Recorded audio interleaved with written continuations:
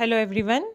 I, Ms. Bhavna Danesh Munod, welcome you all in Agricultural Development Trust, Shardabai Pawar, Mahila Arts, Commerce and Science College, Sharda Nagar, Baramati. Hello everyone. Children, last period we studied about macroeconomics definition related to Professor J.L. Hansen and Carl Shapiro. In both the definitions, we studied that macroeconomics studies in an aggregate way. That means it will not study only about individual things, but it will study the things in aggregate. For example, it will not study individual income, but it will study about national income. So things will be studied in an aggregate way. Now today, in this period, we will study about the scope of macroeconomics, children. Scope of macroeconomics. Now let us start. If you can see, this macroeconomic theory is divided into four parts. That is, first part is theory of income and employment. Second part is theory of general price and inflation. The third part is theory of economic growth. And the fourth part is, children, macro theory of distribution. See, I am repeating again. See, we are studying about macroeconomic theory, children. Then this theory is divided into four parts. Okay. So the four parts are: macroeconomic scope is theory of income and employment, theory of general price level and inflation, the theory of economic growth, and the fourth one is macro theory of distribution. Now we'll come to the next point, that is study a little bit about all the four parts. That is the first one over here, children, theory of income and employment. Now if you can see, this theory of income and employment, children, is divided into theory of consumption function and theory of investment. See, the first part is what? Theory of income and employment. Then if you can see in the diagram, this theory of income and employment is related to two factors, children. See, theory of income and employment we are studying. Income and employment. Income means what? When you work, you get money, that means your income. Employment is related to job. We do jobs to get income. So this theory of income and employment, children, is based on theory of consumption function and theory of investment. Now see, in macroeconomics, to understand this concept of income and employment, we have to know about consumption function and investment function, children. So consumption means what? Expenditure. And this, both the theories, that is consumption function and investment function, is related to, children, theory of fluctuations or business cycles. Means both the theories, that is theory of consumption function and theory of investment, is related to theory of fluctuation of business cycles. So this income and consumption function, that is expenditure and income, if we study this, we will know about fluctuations in business cycle. So fluctuations means what? Whenever there is recession period, when there is depression period, when is inflation is there in price. So it depends upon aggregate supply, aggregate demand and consumption function, children. So this theory of income and employment is based on theory of consumption function and theory of investment, and both these theories are related to fluctuations in income and employment of business cycle. So this is the first part, that is theory of income and employment. So scope of macroeconomics, first one we are studying theory of income and employment. That is divided again, or it is related to say theory of income and employment is related to theory of consumption function and theory of investment. Now consumption function means what? Expenditure, how we spend the money. Investment, if you have purchased an asset, that is your investment. You are getting money from somewhere, that is your investment.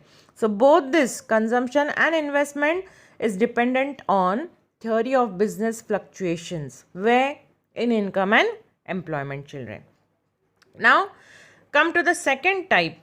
See, if you can see in the diagram, the second one is what? Related to scope of macroeconomics, that is theory of general price level and inflation. Now see, this theory of general price level and inflation helps us to study the fluctuations in theory of price level. That is, price level means what? Inflation and depression arises. Price inflation, changes in price structure. That means whether price rises or falls. Depression period means whether the country is in loss. Economically, the country is going weaker and weaker. So this macroeconomics helps us to study. The second scope is, children, related to theory of general price level and inflation. This general price level helps us to study in inflation, the effects of inflation and depression period in a country. And when a country studies about inflation and depression period, children, then they can formulate the economic policies according to their problems. So this is theory of general price level and inflation. Now the third scope of macroeconomic theory is theory of economic growth. Children, see, the third one is what? Theory of economic growth. Now when we study about growth, what we have to see? Growth and development, we have to study, the country has to study. So this macroeconomics helps us to study about the poverty, the problems related to the countries. So whether it is country or whether that country is in poverty, population problem is there, unemployment problems are there. If there are many problems related to the economy of the country, macroeconomic theory will help us to study that. And then if any country studies the problems, they can concentrate on growth and development of the country by solving those problems, children. So the third scope is what? The theory of economic growth. So growth means what? Development only.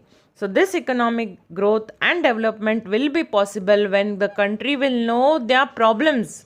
So related, it will be poverty, unemployment, population, whatever problems the country is facing, they will solve if they study about the situations. And then the country will be growing and economically developed. Then the fourth, that is last one over here, is macro theory of distribution. Now see, macro theory of distribution is related to shares, relative shares, wages and profits of a country's income. See, I am repeating this. The last one is what? Macroeconomic. That is, it explains the distribution of relative shares, wages and profits, children. So this is the fourth one. Fourth one we are studying, that is macro theory of distribution, relative shares of wages and profits. Now what this tells us? Now suppose, for example, here Professor Ricardo and Karl Marx has propounded this theory, children. They has introduced this theory. Who? Professor Karl Marx and Ricardo. So what they have told related to relative shares, that shares are related to wages and profits of a country's national income. So this distribution of rent, wages, profits, interest and whatever shares are there, it is related to country's national income. This is told by whom? Professor Karl Marx and Ricardo.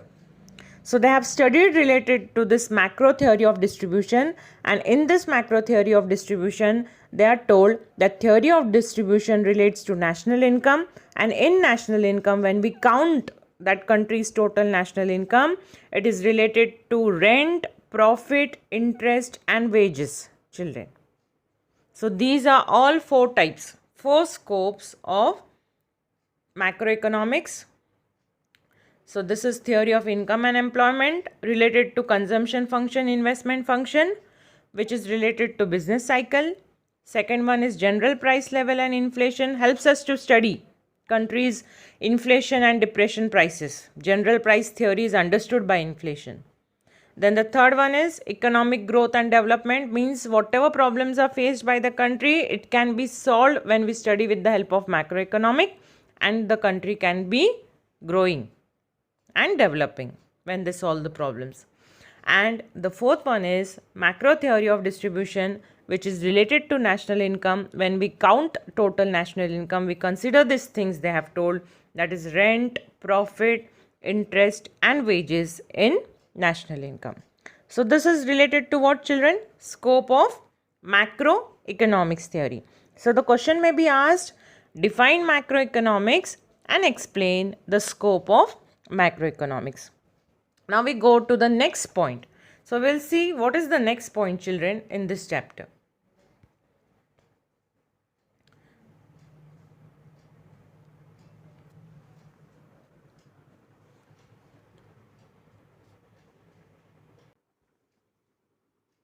Children, we studied about scope of macroeconomics. Now we come to our next part, that is features of macroeconomics.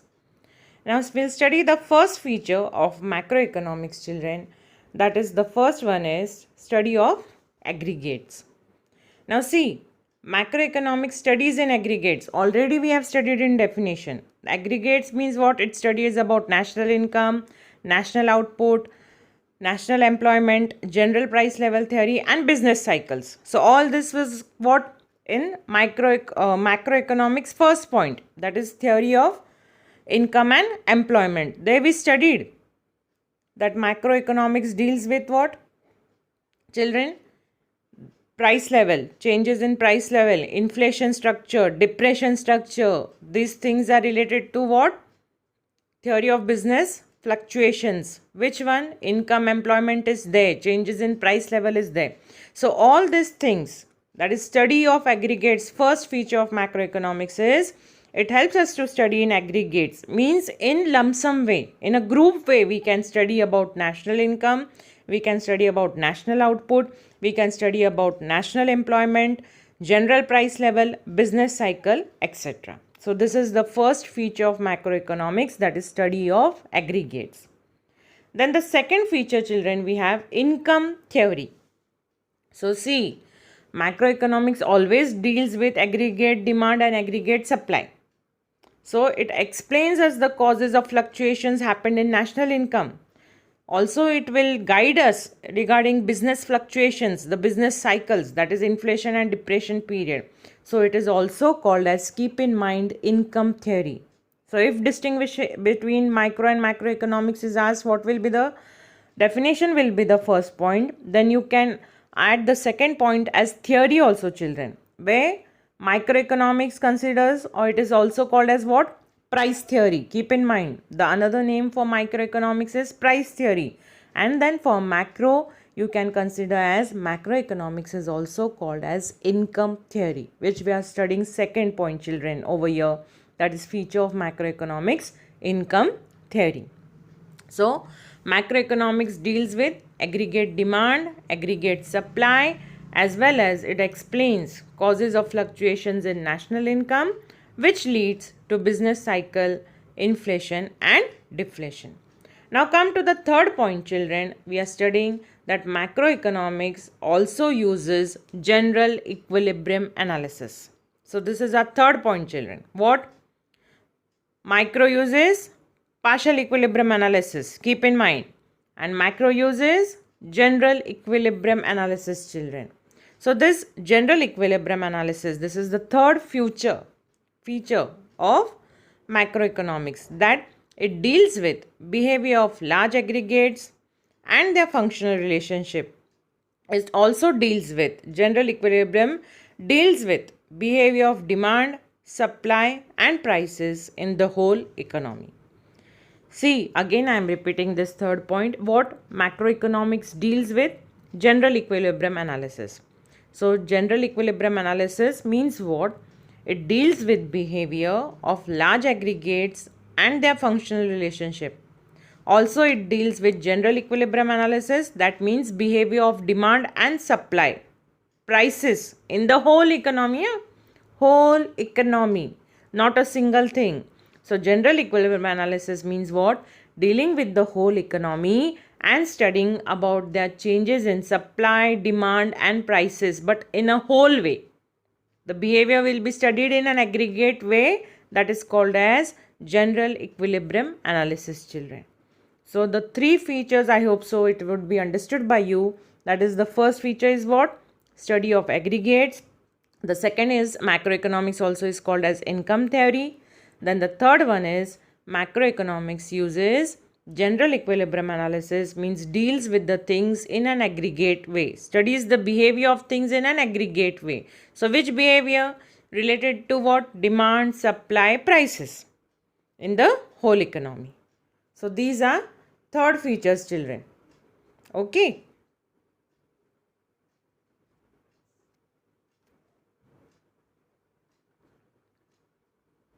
Now come to the fourth one, that is interdependence, children. Interdependence. The fourth feature is what?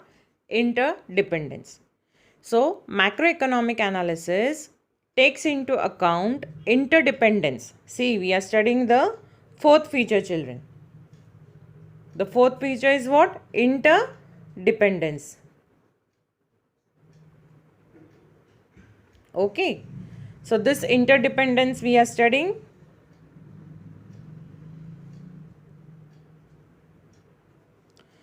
Macroeconomic analysis takes into account interdependence between what?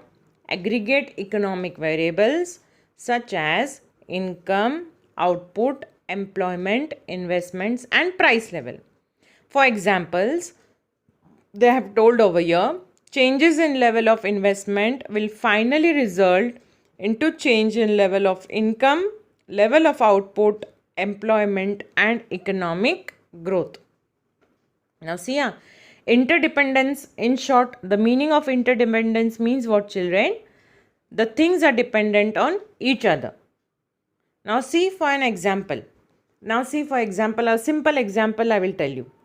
Now, say I want to purchase a flat, children. Okay, for purchasing a flat, why I want to purchase? That is, say, my investment. So investment I have to do. So I am depending on what? That investment I have to take a fixed asset. Fixed asset is what? Land. So land I have to purchase, that is my investment. So what I will do? First I will see where or which area is more having demand in the market. See what I am telling. Which area, which property will have more demand in the market. That means what? Demand factor is considered. Then afterwards I will see what price, what value will be there for that particular plot in future. So prices also come over here. Why I am doing investment? Because I want profit in future. I want money back in future. That's why I am doing investment. So when I purchase a flat, I will see this criterias.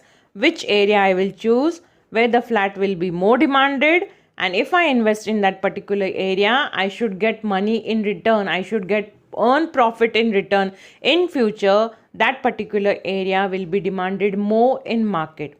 So the things which are dependent on each other, that is price, demand, supply, investment, means I have to do investment, but the things are dependent on each other. That is, money is there, price is there, the location, the area, the factor. Then the next thing is demand and supply of the market area. So these all things are dependent on each other. That is called as interdependence in economics, children. So the interdependence over here is what related to, they have told whenever we have to study related to economic growth, say, or employment of a country or anything, the things which are dependent on each other is income, output, investment, employment, price levels. These things are dependent on each other to study country's economic growth and development. So the fourth feature of macroeconomic point is what? Interdependence, children. Interdependence means what? It takes into account interdependence between aggregate economic variables such as income, output, employment, investments, price level. For example, changes in the level of investment, they have told it will finally result into changes in level of income, levels of output, employment, and economic growth. So example only they have told over here related to level of investment. When change is there in investment pattern, then these things also will change. Which one? Income level will change, output will change, employment will change, and economic growth also will change.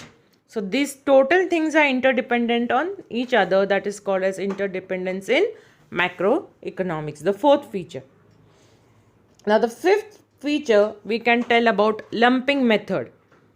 See children, we are talking about fifth feature in macroeconomics, that is what? Lumping method. Now lumping method means what? It is the study of the whole economy rather than part. Now see, in micro we used what in feature? Slicing method, means cutting. I gave you example of cutting cake into pieces. But what we are doing over here? We are studying in macroeconomics by lumping method, means what? We are not dividing the things into pieces. We are not studying part by part, but the thing we are studying in a whole. That is called as lumping methods, things studying in a whole way rather than studying in parts. So according to Professor Boulding,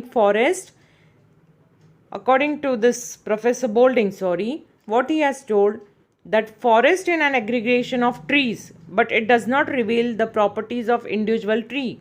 And this is the difference between micro and macroeconomics. A simple example here Professor Boulding has told. Now what we are studying, that is the fifth feature, that is what? Lumping method, children. So in lumping method, what we studied, children? That lumping method is the study of the whole economy. We are not studying in its part, but we are studying in the whole economy. So Professor Boulding has simple example they have told. See, when we study about a forest, we don't study about an individual tree. In macroeconomics, what the word we will use over here? The whole forest, for example. So forest over here is an aggregate level. When forest comes, we will have mind in what? There are number of trees over there. We'll not tell that in a forest only one tree or two trees are there. What we'll do? Forest means number of plants, variety of species, variety of trees will be there. So forest is considered over here as an aggregate in macroeconomics, according to Professor Boulding. Simple example they have told, that forest will not consider as individual tree. If individual tree comes, it will be in micro. But if forest comes, it will be in macroeconomics. So this is the difference between micro and macroeconomics according to Professor Boulding, children. That it is the study of the whole economy rather than its part, and forest an aggregation of trees, but it does not reveal the properties of individual tree, and that is the difference between micro and macroeconomics, children. Now come to the sixth point related to our macroeconomics. The sixth feature, children, over here is growth models. Now see here, growth models. So macroeconomics growth models are very useful to study economic development. So here they have given an example that Mahalanobis growth model is emphasized, means it is helped to study on basic heavy industries, children. Growth models have been prepared by various economists. It has been prepared by various economists. So here one model example they have given, that is Professor Mahalanobis model. We have using that model to study related to basic heavy industries. So macroeconomic growth models are useful to study economic development. Then the seventh feature in macroeconomics is general price level, children. See what I am telling. Seventh feature is what? General price level. So macroeconomics helps us to study the changes in general price level, and also it helps us to determine the average of all prices of goods and services, children. The seventh feature of macroeconomics. What it helps us? It helps us to study the changes in price level, as well as it helps us to determine the average of all prices of goods and services, children. Who? Macroeconomics. So the seventh feature is what? Macroeconomics helps us to study the changes in price level and to determine the average of all prices of goods and services. Now come to the eighth point, that macroeconomics is what? Policy oriented, children. See what I am telling. Macroeconomics is what? Policy oriented. That is our 8th point. So according to Keynes, it is policy oriented, and what it tells us, it suggests us science or policy oriented science It also suggests us economic policies for growth, development, control of inflation and depression, children. So this is our 8 feature related to macroeconomics. What? That macroeconomics, according to Professor Keynes, is policy oriented science. It helps us to formulate the policies. That means it studies in aggregate way. That's why it is policy oriented science, as well as it suggests us related economic policies for growth and development. We can take help of macroeconomics and formulate policies, children, for growth and development. That's why it is called as policy oriented. And also macroeconomic will help us in controlling inflation and depression period in a country, children. So these are 8 features related to macroeconomics. So next period we'll see the next point, children. Thank you.